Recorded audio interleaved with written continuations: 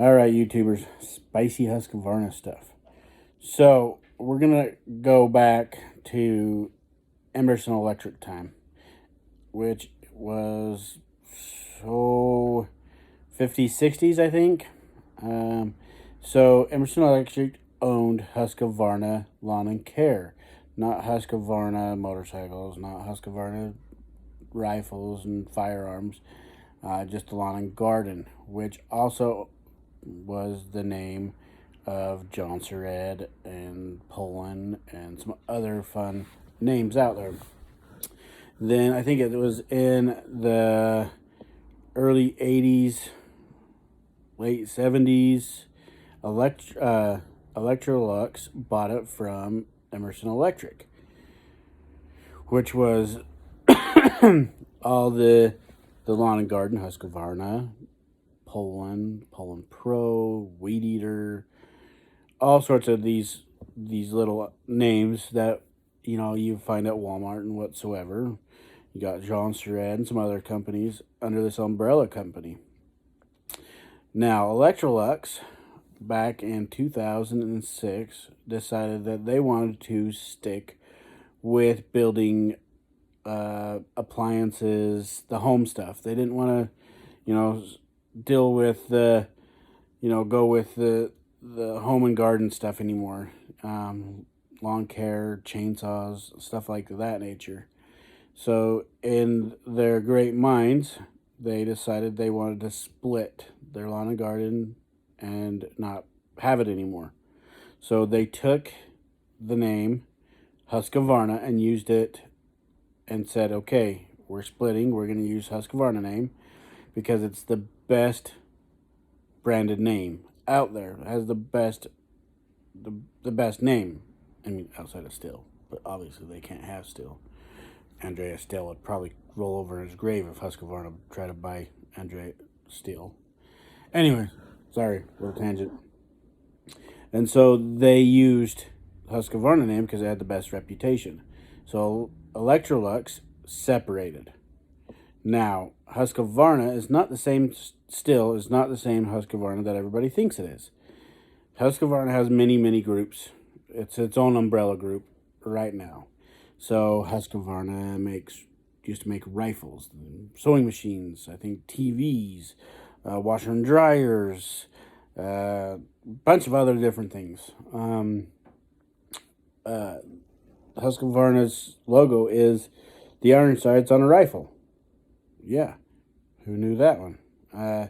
Anyways, and so Husqvarna still owns and manufactures a lot of these off-brand names. Poulan Pro, Weed Eater, Jean Sered. There's some other ones out there. Now, everybody's like, well, it's just a Husqvarna, so it must be good. Well, Husqvarna can't have the same quality as their Husqvarna stuff because then they're competing against themselves. So the Poulan Pros, the Weed Eaters, are not nearly as good as the Husqvarna branded stuff. So the Poulan, the green chainsaws like the Wood Shark, all these low dollar chainsaws, the quality is not there. It might have some of the engineering from Husqvarna, but their expense on it is cheap. So is their Poulan Pros. The difference is the Poulan Pros is just an upgraded version of the green Poulan. Sorry about that. And so everybody thinks that, okay, I'm buying a Poulan, so it must mean that I'm getting great quality because it's a Husqvarna. No. Just like Still. Still has a good name. They have good products. But they're MS-170, they're MS-180s, they're 180Cs, they're 170Cs. Not as good quality as like a 462 or 460 or a 250 or a 262 or 261 or 362 or any of that stuff. So, or if you want to talk about Husqvarna, the Rancher 450 is, or 455, or the Rancher 460, or any of these other professional saws, the 372, 370, 372, 371, 272, 572, 260s, all these numbers, right? Everybody has tons of numbers for their chainsaws and their equipment. So if Husqvarna kept, with Poulan and Poulan Pro to be that high of quality, they'd be competing against themselves, which then they would be taking their clientele away from themselves. So they've got to have more of a disposable saw. So, like, per se, the low end, the bottom of the barrel Husqvarna is like a top line of the Poulan Pros or the Poulans. Probably still made a little bit nicer. Their coating inside, nickel sealed, chrome coating, whatever it is probably still nicer in the Husqvarna low ball stuff than it is in like the Poulan or the Poulan Pros that are made right now. Can't say anything that's made 20 years ago. But the thing is just because you have a Poulan doesn't mean it's quality. I'm sorry for all the people out there that love the Poulans. Here's the thing. If it cuts and it works for you and it does what you want it to do, then great. It's a saw that works for you. Now, I've never liked the Poulans or the Poulan Pros. As a mechanic, I hate working on them. I don't like it. I think they're more of a throwaway saw. I don't think they're worth repairing. Everybody has their own opinions. That's my opinion as a mechanic. Is I don't like them. I don't like repairing them. I don't like fixing them. I don't like running them. They don't feel good in my hand. They're cheap. Carburetor's like $35-$40 for a Poulan Pro, for a Poulan chainsaw. Well, by the time the customer says, "Hey, I want a new carburetor on this," by the time you pay my labor and the parts and the shipping to get it here, you could have just bought a brand new one.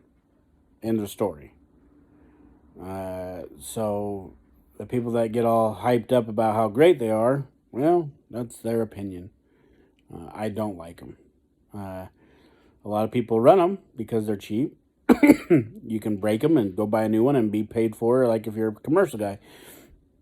You could run one. It won't cut the fastest, but you can run it for a day and it'd be paid for within a half hour because it's still cutting and still making you money. Is it worth it to me to own them? Absolutely not. Is it worth it to me to fix it? Nope. Some people are sentimental about their stuff, and that's just fine. But we'll get back to the topic of the Husqvarna group. So if you're a dirt bike fan, Husqvarna dirt bikes, they're supposed to be the greatest out there. Super great. I'm a Suzuki fan. Okay, back to the dirt bikes. Husqvarna. As of 2013, Husqvarna is not Husqvarna. It is KTM. Take that in for a little bit of a little shocker there. Now, Husqvarna Group is divided in several different kinds of groups. The Husqvarna Group, there's Husqvarna Group North America, there's Husqvarna Group Sweden. There's all these different Husqvarna groups. Now, the majority, half of the Husqvarna Group is owned by investors. I can't remember the names of the investors. I don't know. But there's two main investors. One's got 25%, and the other one's got like 23.8%. It all totals about 50% of Husqvarna Group. So that just brings it down to money. 100% money. Shareholders and investors and stuff like that, they want money in their pocket. Now, they're not making money in their pocket by making chainsaws that they own, that the company owns, compete with the other company. So they have to make it affordable for people that just want a chainsaw real quick, turn around, throw it away because it blew up or something. Now, Husqvarna, the new Husqvarnas, 572, 550XP Mark IIs, the 592s. Now, they're all produced to be able to be reliable. They're expensive. You can rebuild them for a fairly cheap cost if you want to do it yourself. But they're worth the money putting into. Unlike the Poulan or the Poulan Pros, not worth the money putting into, in my opinion. Now, that's just my opinion. Just like butts, everybody has one. Just to keep that in mind. I know my opinion might not be the most liked opinion. I like honestly, if it runs and cuts, great. I like it for the most part. I don't like Poulans. But if it gets your job done, then that's one thing. Now, don't don't let me deter you from buying a Poulan Pro or a Poulan because you only have $120 to spend. That's fine. If it does what you needed to do and you like it, then that's great.